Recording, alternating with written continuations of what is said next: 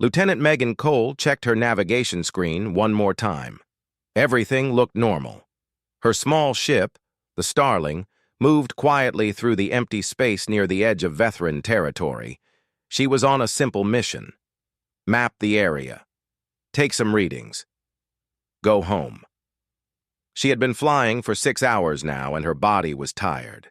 Megan stretched her arms above her head and looked out the window at the stars. Somewhere far behind her was Earth, her home, her family.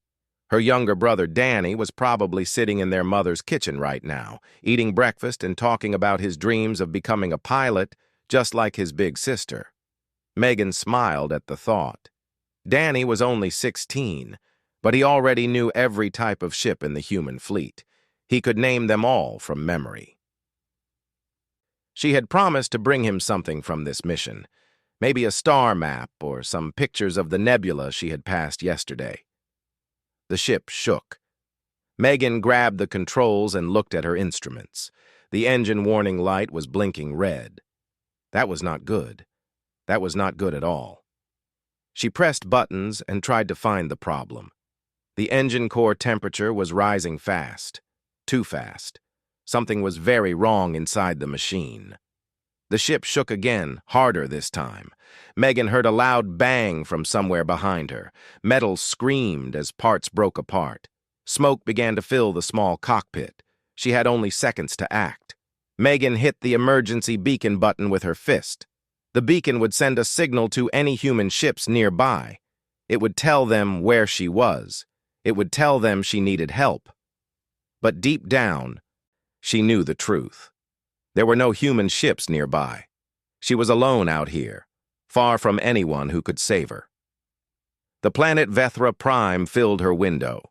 It was a large world with purple clouds and dark green forests. The Galactic Council had marked it as restricted territory. No one was allowed to land there. The Vethrans did not welcome visitors. Megan had read the reports about the Vethrans. They were predators, hunters. They stood 8 feet tall and had bodies covered in dark fur. Their claws could cut through metal. Their teeth were made for tearing flesh. They had been traveling through space for 300 years, but their society was still based on the old ways. The strong ruled. The weak died, and strangers were killed on sight. Her ship was falling toward that world now, and she could not stop it. The heat inside the cockpit grew worse. Megan coughed as smoke burned her lungs. She strapped herself into her seat as tight as she could. The ship hit the atmosphere and began to shake like it was being torn apart by giant hands. Fire surrounded her. Through the flames, she could see the forests of Vethra Prime getting closer and closer. Trees that looked like twisted fingers reached up toward her falling ship. The crash was violent. Megan felt her body slam forward against the straps. Something snapped in her chest. Pain exploded through her body. The world went dark for a moment, then came back in flashes of red and orange. She was alive. Somehow, she was alive. The ship was broken around her. Pieces of metal stuck out at strange angles. Sparks flew from damaged wires. Small fires burned in several places. And she knew the whole thing could explode at any moment. Megan unstrapped herself with shaking hands. Every movement brought fresh pain. Her ribs were broken. She could feel them grinding against each other when she breathed. Her left arm was burned badly, the skin red and blistered. And her leg was wrong. It bent in a way legs should not bend. But she had to move. She had to get away from the ship. She crawled.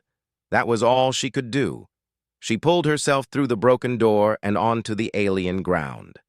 The air smelled strange, sweet and heavy, like flowers mixed with something rotten. The purple sky above her swirled with clouds she did not recognize. Megan dragged her broken body across the dirt. Every inch was agony. Blood left a trail behind her, dark red against the pale soil. She could hear the ship making terrible sounds. Metal groaning, fuel leaking. It would not be long now. 50 meters. That was how far she got before her body refused to go any further. She lay on her back, looking up at that alien sky. The pain was fading now, replaced by a cold numbness that spread through her limbs. She knew what that meant. She was dying. Her body was giving up. Megan thought about Danny. She thought about the promise she had made to bring him something from her mission.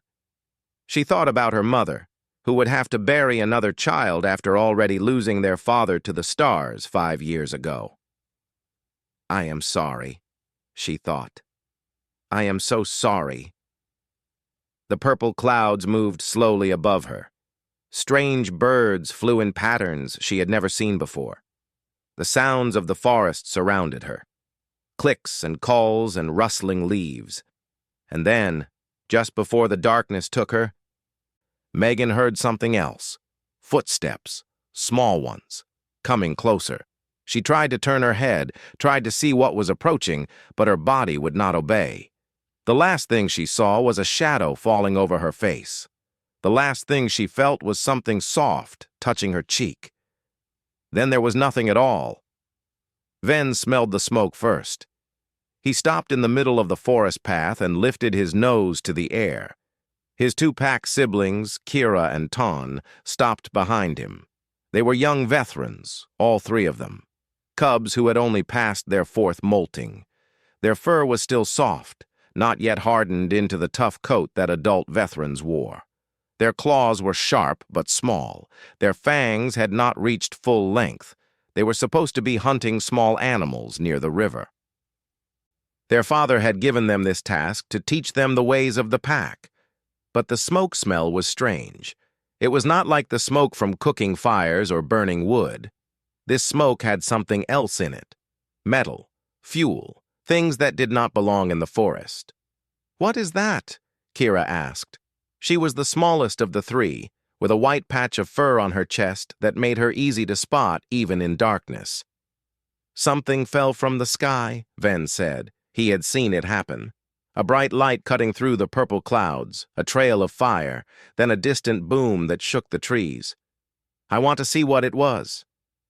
Ton made a sound of disgust. He was darker than his siblings, with fur the color of wet stone.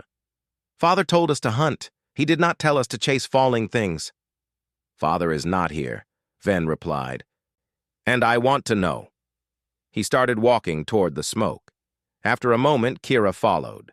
Ton stood alone on the path, his ears flat against his head in annoyance. But he did not want to be left behind, so he followed too. They walked for a long time. The smoke smell grew stronger. Soon they could see it rising above the trees like a dark snake climbing toward the sky. The forest around them had gone quiet. Animals knew when something dangerous had happened, and they had hidden themselves away. Ven pushed through a wall of thick bushes and stopped so suddenly that Kira walked into his back. The ship was destroyed. Pieces of metal lay scattered across a wide area of burned ground. Some parts still glowed with heat, others sparked with electricity. The whole thing smelled like death and fire. But that was not what made Ven stop. There was a trail of blood leading away from the ship. Dark red against the pale soil. It went toward the trees, toward a shape lying on the ground maybe 50 meters from the crash. "Is that a body?" Kira whispered. Ven moved closer. His hunting instincts were awake now, but not in the way they usually were. He did not feel the urge to attack. Instead, he felt something else, something like worry. The body was small, much smaller than an adult veteran. It lay on its back, arms spread out to the sides. It wore strange coverings made of thick fabric, torn and burned in many places. Through the tears, Ven could see skin. Not fur, skin. Pink and soft and covered in strange marks. "It is a human," he said. Ton hissed behind him. "A soft skin? Here? On sacred ground?" Ven knelt beside the human. It was female. He could tell by the shape of her body and the length of her hair, which was the color of autumn leaves. Her face was covered in small brown spots, and her eyes were closed. Blood had dried on her forehead and chin. Her chest moved up and down in small, weak movements. "She is alive," Ven said. Not for long, Ton replied. Look at her. She is broken. And even if she was healthy, the elders would kill her. You know the law. No outsiders on sacred ground. Kira moved to stand beside Ven. She tilted her head and looked at the human with curious eyes. She came from the stars. Did you see it, Ton? She fell from the sky in a ball of fire, and she survived. So what? So that means something. Kira touched the human's cheek with one careful paw. She is still warm. She is fighting to stay alive. Ven looked at the human's face. Even unconscious, even dying, there was something about her that he recognized. A stubborn set to her jaw, a tightness around her eyes that spoke of refusing to give up. He had seen that look before, on his mother's face, in the days before she died. His mother had been sick for many months. The healers said there was nothing they could do, but she had kept fighting anyway. She had kept living, kept breathing, kept holding on for as long as she could. In the end, her body had given up, but her spirit had not. This human had that same spirit. Ven could feel it. We should help her, he said. Ton grabbed his arm.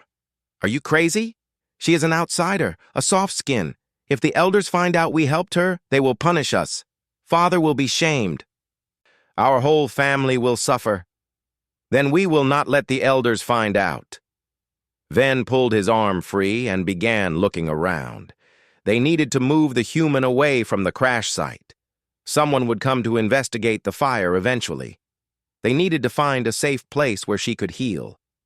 He remembered a den not far from here. An old cave carved into a hillside, abandoned long ago by whatever animal had made it. It was hidden by thick bushes and far from the main paths. No one would think to look there. Help me carry her, Ven said. No. Ton crossed his arms over his chest. I will not be part of this. I should tell Father right now. Then go, Ven said. He did not look at his brother. Instead, he carefully slid his arms under the human's body. She was lighter than he expected. Soft skins really were fragile. Tell Father. Tell the elders. Be the good cub you always wanted to be, but I am going to help her. Kira was already moving to support the human's legs. She looked at Ton with steady eyes. I am helping too. She needs us, Ton. I do not know why she came here or what she was doing in our sky, but she is hurt and alone and scared. Leaving her to die feels wrong. Ton stood frozen for a long moment. His ears twitched, his tail lashed back and forth. Ven knew his brother was fighting with himself. Ton had always followed the rules. He had always done what their father told him to do. But he was not cruel. He was not heartless. Finally, Ton let out a long growl of frustration.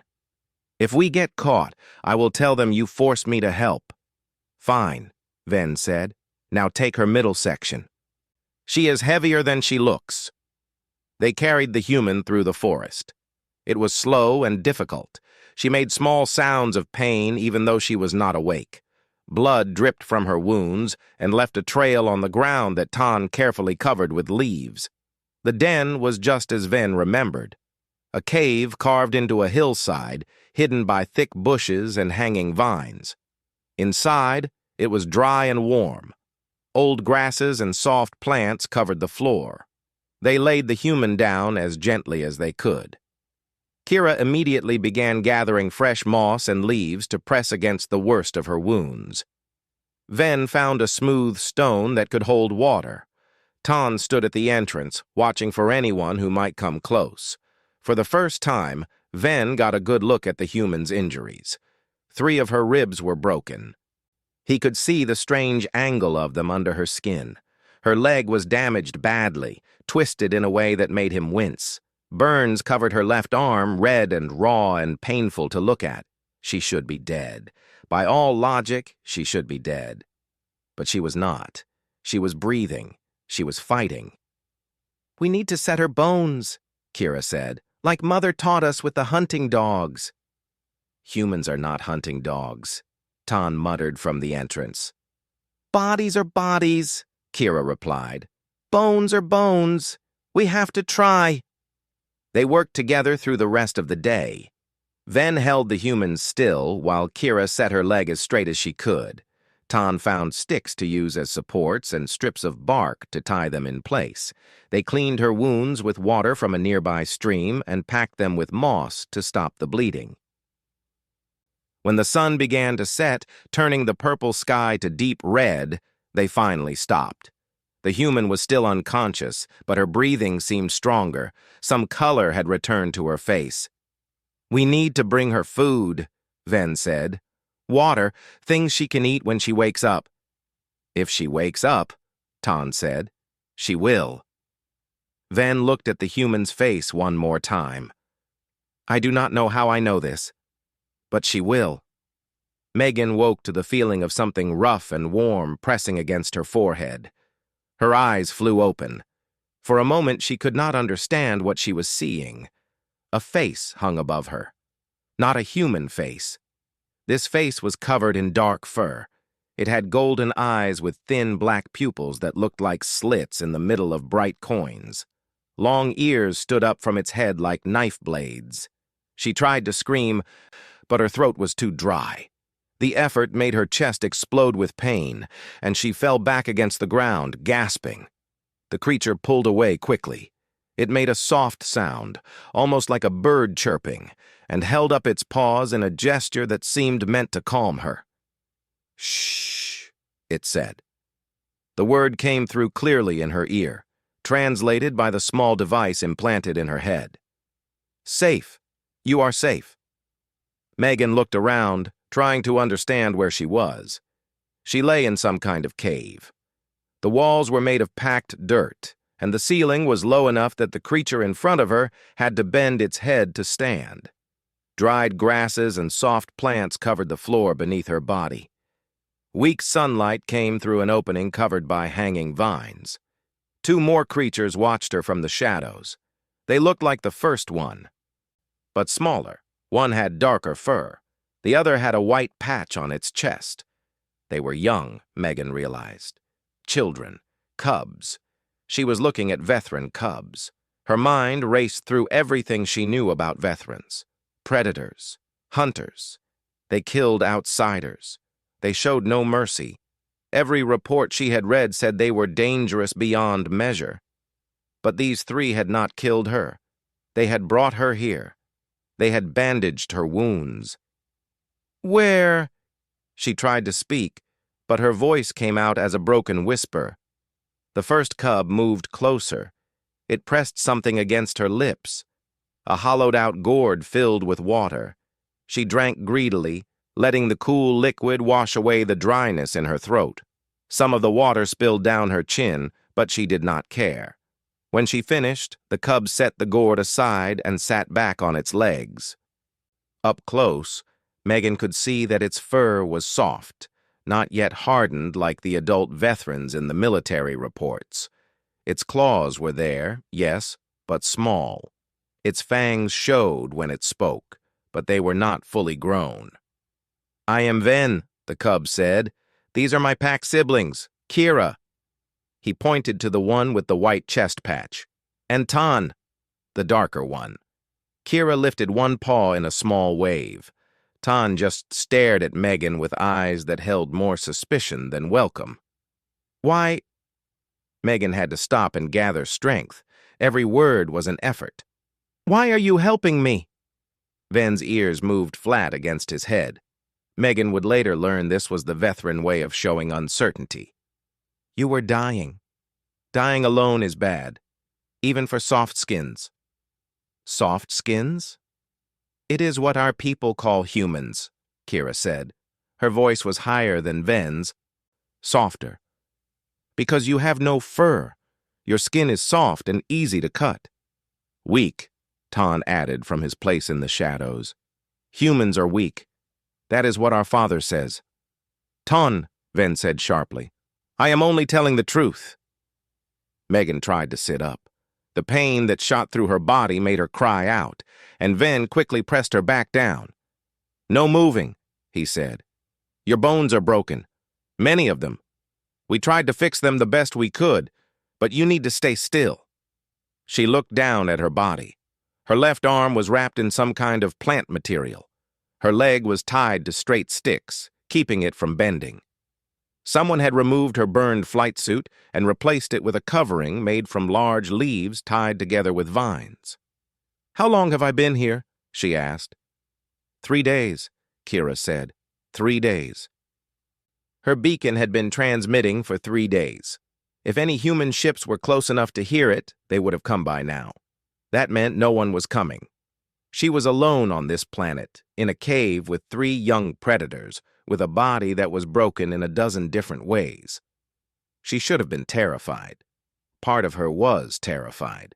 But another part, a larger part, felt something else entirely. These cubs had saved her life.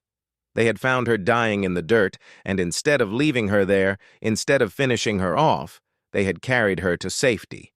They had treated her wounds. They had given her water. "Thank you," she said. Ven's ears perked up. "For what?" "For saving me. You did not have to do that. Your people—" She paused, choosing her words carefully. "I have heard stories about Vethrans. What they do to outsiders." "The elders would kill you," Ton said bluntly. "If they knew you were here, they would send the elite guard to tear you apart. That is the law." "Ton," Kira said with warning in her voice. She should know. She should understand the danger we are all in. Ton stepped closer, and Megan could see his golden eyes clearly now. There was fear in them. Real fear. "Every moment we spend here, every time we come to bring you food and water, we risk everything. Our father would be shamed. Our whole family would suffer. And for what? For a soft skin who fell from the sky?" "Then why are you still here?" Megan asked. The question seemed to catch Ton off guard. His mouth opened and closed several times, but no words came out. Finally, he turned away and walked back to the entrance of the cave. "Because Ven would not leave," he muttered, "and Kira would not leave, and I cannot leave them." Over the next several days, Megan learned more about her rescuers. Ven was the oldest of the 3, though only by a few months. He was thoughtful and curious, always asking questions about Earth and humans and the stars. He wanted to know about her ship and how it worked. He wanted to know about her family and where they lived. He wanted to know about the oceans that covered most of her home world. Because Vethra Prime had no large bodies of water, only rivers and small lakes. Kira was gentle and kind, with careful paws that changed Megan's bandages without causing extra pain. She was fascinated by Megan's hair, which was so different from Vethran fur. Sometimes she would sit beside Megan and run her claws through the red strands, making soft sounds of wonder. Ton was harder to know. He kept his distance most of the time, standing guard at the entrance or going out to find food. But Megan noticed that he always brought back the best plants for her, the ones that were easiest to eat and most full of water. He complained constantly about the danger they were in, but he never once suggested turning her over to the elders. Megan told them about her life, about Danny, her younger brother who dreamed of flying through the stars, about her mother, who had raised 2 children alone after their father died in a mining accident far from Earth, about the small house where she grew up, with its blue door and the garden full of flowers her mother loved. In return, the cubs told her about Vethran society. The packs were like families, but bigger. Each pack had a leader, and all the leaders answered to the Council of Elders. The elders made the laws. The elite guard enforced them. And the most important law was this: no outsiders on sacred ground. "Why?" Megan asked one evening as Ven carefully rewrapped her arm. "Why are you so afraid of outsiders?" "Not afraid," Ven said. "We are not afraid of anything. But our world is sacred. Our ancestors lived here for thousands of years before we learned to travel the stars. The elders say that letting outsiders walk on our soil would be disrespectful to those who came before us." That seems extreme. Many of our ways seem extreme. Ven tied off the bandage and sat back. My mother used to say that the old laws were different, gentler, but the current elders changed them. They want our people to be strong and feared. They think kindness is weakness. What do you think? Ven was quiet for a long moment. Then he looked at Megan with those golden eyes, and she saw something there that surprised her. Hope. Young, fragile hope. I think my mother was right, he said. I think true strength is not about killing the weak. It is about protecting those who cannot protect themselves. He touched the bandage on her arm. You came from the stars. You survived fire. Your body is broken, but you keep fighting to live. That is not weakness. That is something else. What? We call it thorn heart. The will to live when death would be easier. He smiled, showing his small fangs. You have thorn heart, Megan. More than anyone I have ever met. She did not know what to say, so she simply reached out and placed her hand on his paw. His fur was soft and warm, and she felt him lean slightly into the touch. From the entrance of the cave, Ton made a disgusted sound, but when Megan looked over at him, she could have sworn she saw the corner of his mouth twitch upward, just a little. Commander Drax had been hunting for 5 days now. He moved through the forest like a shadow, his massive body silent despite its size. Most Vethrans were big, but Drax was bigger than most. He stood nearly 9 feet tall when he straightened his back, and his fur was the color of dried blood, dark and heavy. Scars covered his arms and chest, marks from battles he had won against enemies who thought they could stand against him. None of them had lived to make that mistake twice. The elders had sent him personally to investigate the falling object. They had seen the light in the sky, the trail of fire cutting through the clouds. Something had crashed on sacred ground, and it was his job to find out what. Drax had followed the smoke to the crash site on the first day. The ship was destroyed, broken into 1,000 pieces scattered across burned earth. He had studied the wreckage carefully. It was human technology, a small vessel built for one person, a scout ship probably, or a survey craft. But there was no body in the wreckage. That interested him. The crash should have killed whoever was inside. The fire alone would have burned them to ash. But he had found blood on the ground, a trail of it leading away from the ship toward the forest. Someone had survived. Someone had crawled away. Drax had followed that trail for 5 days. The blood ran dry after the first 100 meters. But he did not need blood to track his prey.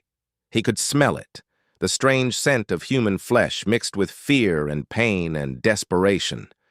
It was faint, but it was there, hanging in the air like a ghost. On the 5th day, he found what he was looking for. 3 cubs stood in a defensive line outside a hidden cave.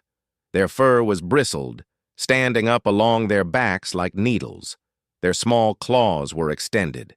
Their young voices rose together in the traditional warning growl that all Vethrans learned from birth. Drax stopped at the edge of the clearing and looked at them.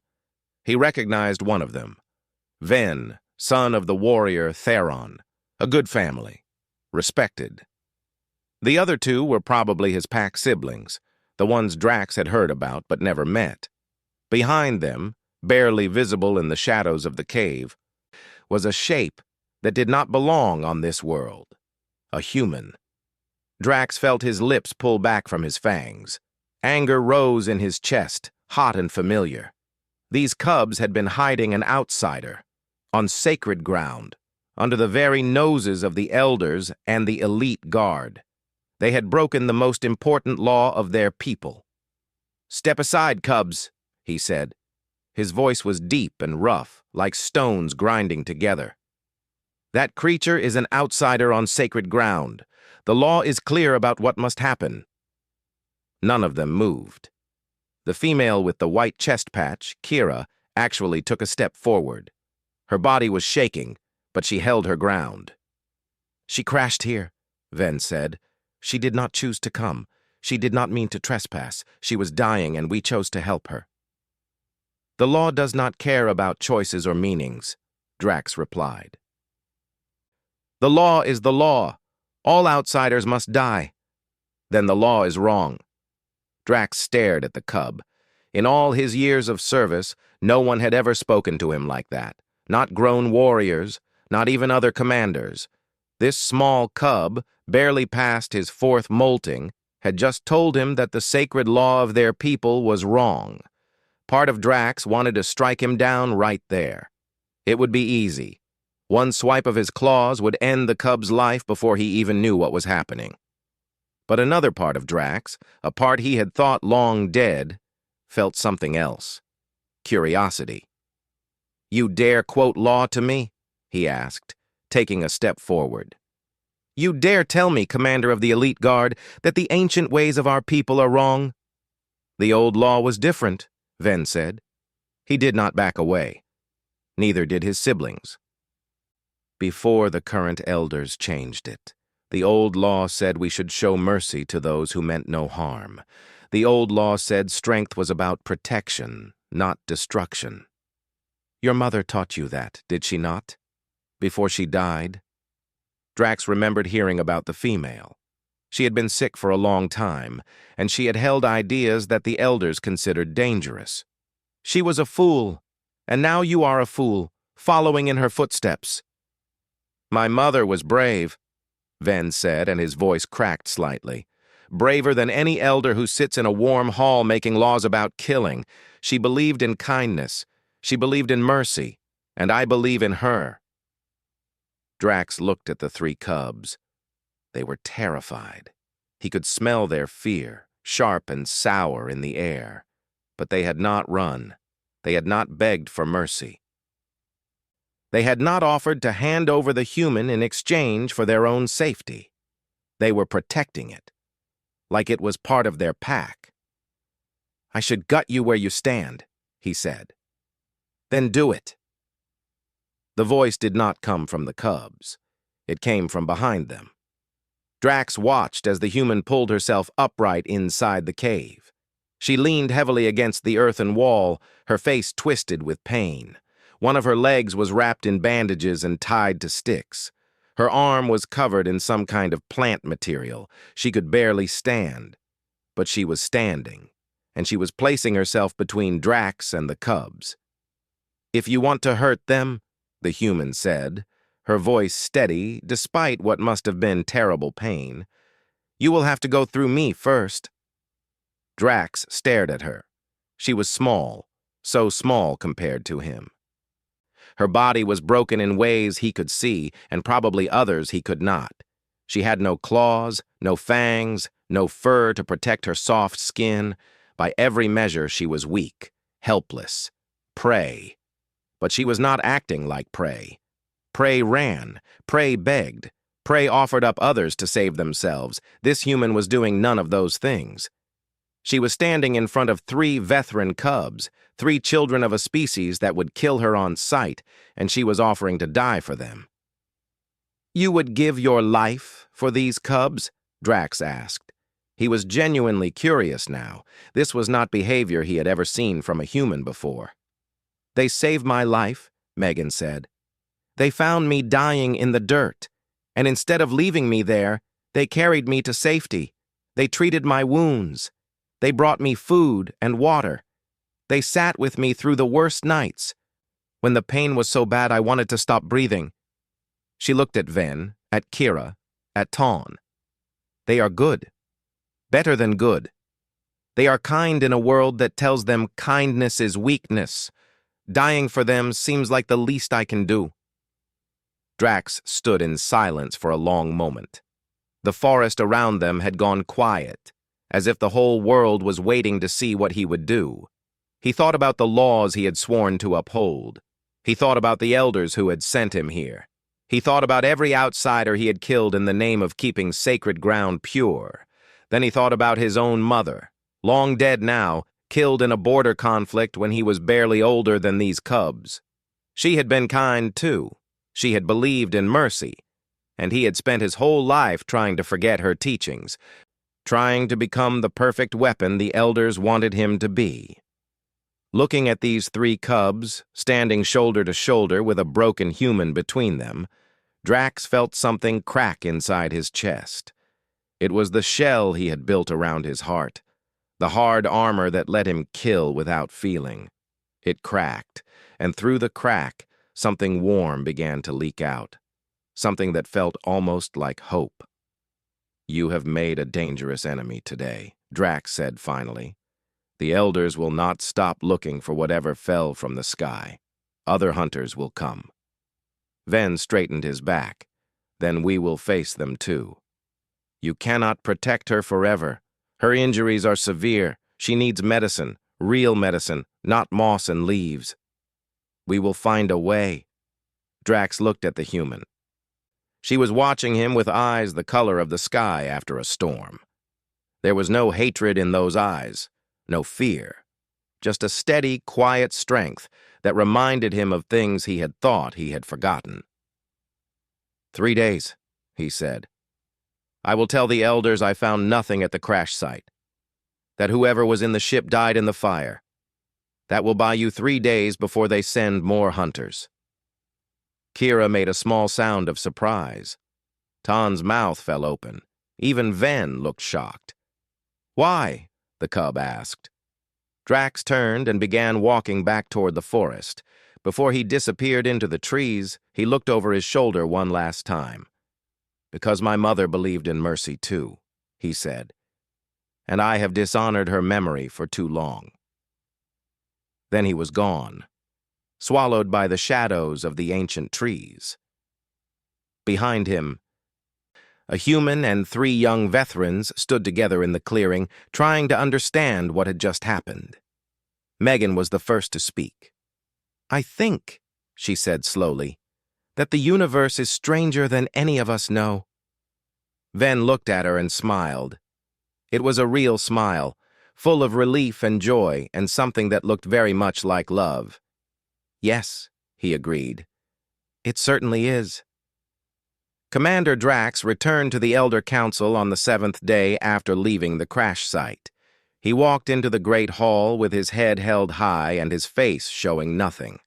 The elders sat in a half-circle on raised stone platforms, their ancient eyes watching him with the patience of creatures who had seen 1,000 cycles pass.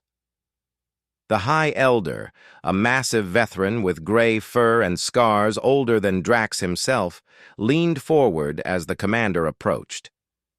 "Report," the High Elder said. "The object that fell from the sky was a human vessel," Drax replied. His voice was steady.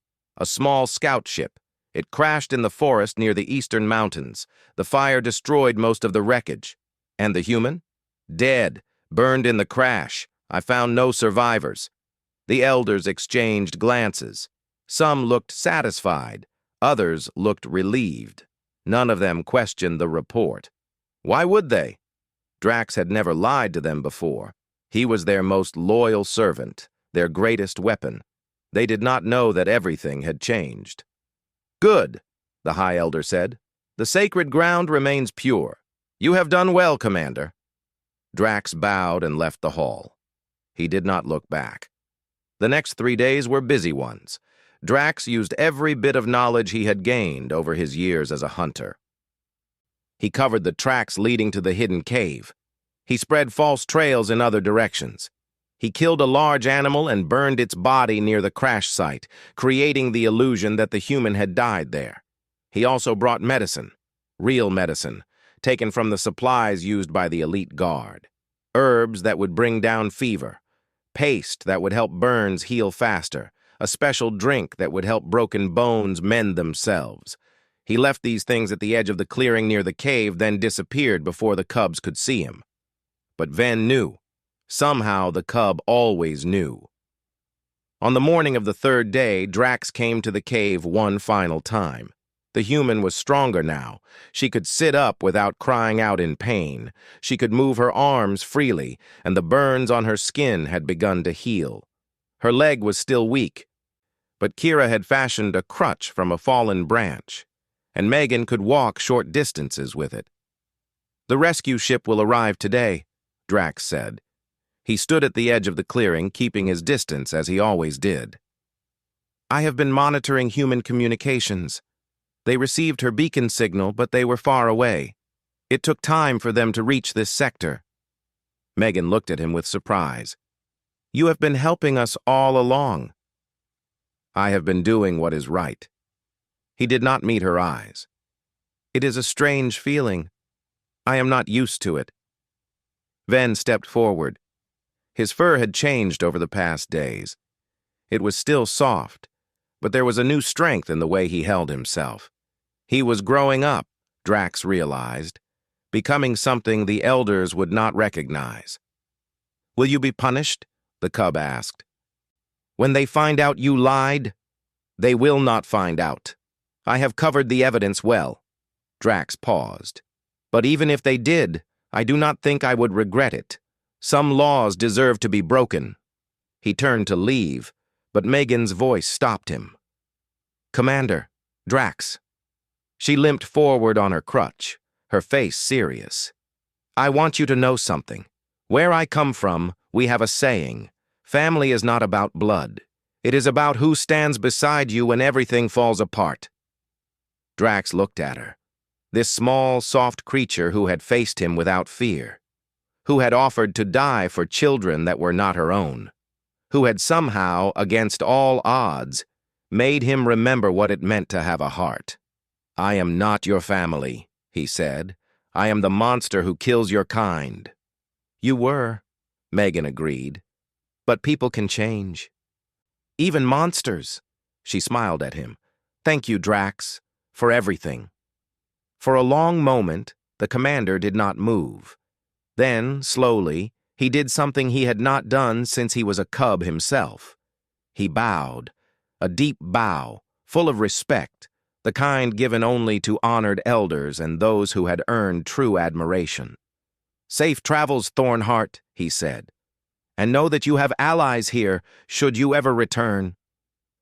Then he turned and walked into the forest, disappearing among the ancient trees. The rescue ship arrived 2 hours later. Megan heard it before she saw it, a deep hum that vibrated through the air, growing louder and closer. Then the trees above the clearing parted, pushed aside by the downward thrust of engines, and a small vessel descended into view. It was human, familiar. The letters on its side spelled out UNSC, and Megan felt tears spring to her eyes at the sight. The ship landed in the clearing. A door opened, and 3 figures in rescue suits rushed out. They stopped when they saw Megan, leaning on her crutch with 3 young veterans standing protectively around her. "Lieutenant Cole," one of them said. His voice was full of disbelief. "We thought the beacon stopped transmitting days ago. We thought you were dead." "Not dead," Megan said. Her voice shook with emotion. "Just found some unexpected friends." The rescue team looked at the cubs. Kira pressed closer to Megan's side. Tan stood with his arms crossed, his golden eyes daring the humans to come any closer. And Ven just looked at Megan with an expression that broke her heart. "You are leaving," he said. It was not a question. "I have to." Megan knelt down, ignoring the pain in her leg so she could look at him face to face. "My people need to know I am alive. My brother, he has probably been crying for days, thinking I am gone." She reached out and placed her hand on Ven's cheek. His fur was soft and warm. "But I will come back. I promise." "Humans and their promises," Tan muttered. But his voice was thick, and he would not meet her eyes.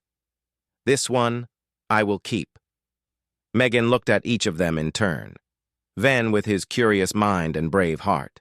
Kira with her gentle paws and kind spirit. Tan with his sharp tongue and hidden loyalty. "You saved my life. You showed me that kindness exists even in the most unexpected places. I will never forget that. And I will come back." Kira threw her arms around Megan's neck. The hug was awkward because their bodies were so different, but it was real and warm and full of love. Ton pretended to look away, but Megan saw him wipe at his eyes with one paw. Ven was the last. He stood very still as Megan reached out and placed her hand on his head. "You have Thornheart too," she told him. "More than you know. Remember that, when the world tries to make you hard. Remember that kindness is not weakness. It is the greatest strength there is." "I will remember," Ven said. "I promise." The rescue team helped Megan onto the ship. Her body screamed in protest at every movement, but she barely noticed. All she could see were 3 young veterans standing in the clearing, watching her go. As the ship rose into the purple sky, she pressed her hand against the window and kept it there until the forest disappeared below the clouds. 2 years later, a human delegation arrived on Vethra Prime. It was the first official contact between the two species. The Galactic Council had worked for months to arrange the meeting. There had been arguments and threats and long negotiations. But finally, somehow, a treaty had been proposed. A chance for peace between humans and Vethrans. Lieutenant Megan Cole, now Captain Cole, was part of that delegation. She walked down the ramp of the diplomatic ship with her heart pounding in her chest. The landing site was surrounded by Vethran warriors, tall and fierce and watching the humans with suspicious eyes. The elders stood in a formal line, their ancient faces revealing nothing. But Megan was not looking at them. She was looking at 3 young Vethrans standing at the edge of the crowd. They were taller now. Their fur had hardened into the coarse coat of early adulthood, but she recognized them instantly. Ven saw her at the same moment. His ears perked up. His tail began to wag, something adult Vethrans were supposed to control. He did not seem to care.